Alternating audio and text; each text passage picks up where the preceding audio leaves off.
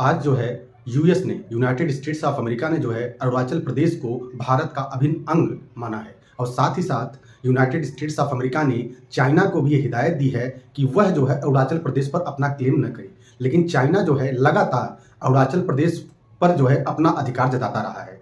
वह अरुणाचल प्रदेश को जो है ज़ीजियांग स्टेट्स का एक दक्षिणी पार्ट मानता है। ज़ीजियांग को चाइना में जो है ज़ीजियांग कहा जाता है, लेकिन भारत में से तिब्बत कहा जाता है। तिब्बत के दक्षिणी इलाके को अरुणाचल प्रदेश कहा जाता है और उस पर वह लगातार क्लेम करता चला आ रहा है चाइना। अभी जब पीएम मोदी अरुणाचल प्रदेश के दौरे पर थे तो भी चाइना ने इस पर ऑब्जेक्शन किया था। लेकिन अब यूएस ने जो भारत का पक्ष लिया है, इससे जो है हो सकता है कि चाइना के भी आंतरिक मुद्दों में, इन सब मामलों में जो है कुछ परिवर्तन देखने को मिले।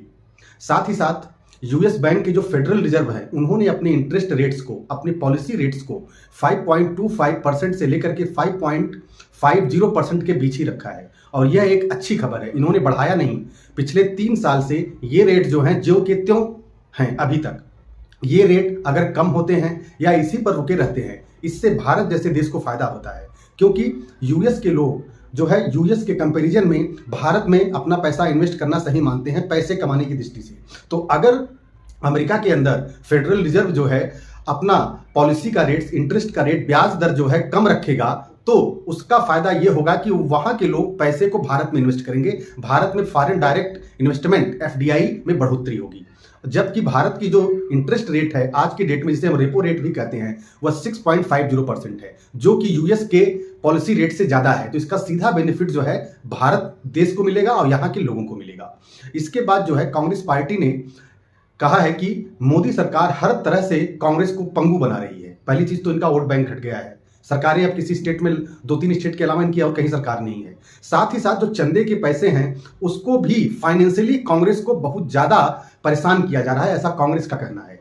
अब कांग्रेस के जो 11 बैंक अकाउंट थे उसको जो है इनकम टैक्स डिपार्टमेंट ने क्लोज कर दिया है, मतलब बंद कर दिया है। उससे कांग्रेस पार्टी लेन देन नहीं कर सकती। 2 और अकाउंट थे जो यूथ कांग्रेस के थे, उसको भी इन्होंने बंद कर दिया है। बंद करने का सबसे बड़ा ये रीजन था कि 2018-19 के सेशन में जब इलेक्टोरल बॉन्ड की पॉलिसी आ चुकी थी, भारत सरकार इलेक्टोरल बॉन्ड की पॉलिसी ला चुकी थी, उसके बाद कांग्रेस ने अपने जो उनके सांसद थे उन सांसदों के माध्यम से 14.40 लाख यानी कि 14,40,000 का चंदा कैश रिसीट में लिया है। जबकि जब इलेक्टोरल बॉन्ड इंट्रोड्यूस कर दिया गया भारत सरकार के द्वारा, तो कोई भी राजनीतिक पार्टी भारत में जो है इलेक्टोरल बॉन्ड के माध्यम से ही चंदा लेगी।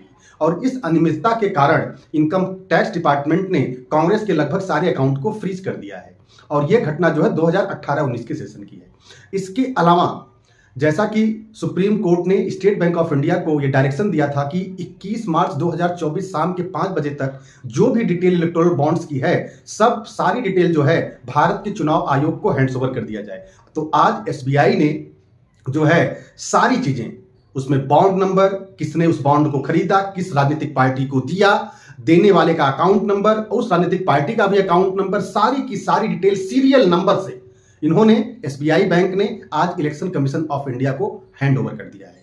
और इसके साथ ही साथ अरविंद केजरीवाल जो कि हाई कोर्ट गए थे ताकि ईडी उनको गिरफ्तार न करे, हाई कोर्ट ने जो है ईडी से एविडेंस मांगा, प्रूफ मांगा, सबूत मांगा कि किस आधार पर आप अरविंद केजरीवाल को गिरफ्तार कर रहे हैं या करना चाहते हैं। तो ईडी के जो ऑफिशियल्स थे वो सबूत लेकर के दिल्ली हाई कोर्ट पहुंच गए और जब उस सबूत को दिल्ली हाई कोर्ट ने देखा तो उन्होंने जो है केजरीवाल जी को मना कर दिया कि हम इस चीज में कोई भी अपना डिसीजन नहीं देंगे। आपको समन जारी होता है, आप उसमें जाइए और आपके खिलाफ पर्याप्त सबूत है।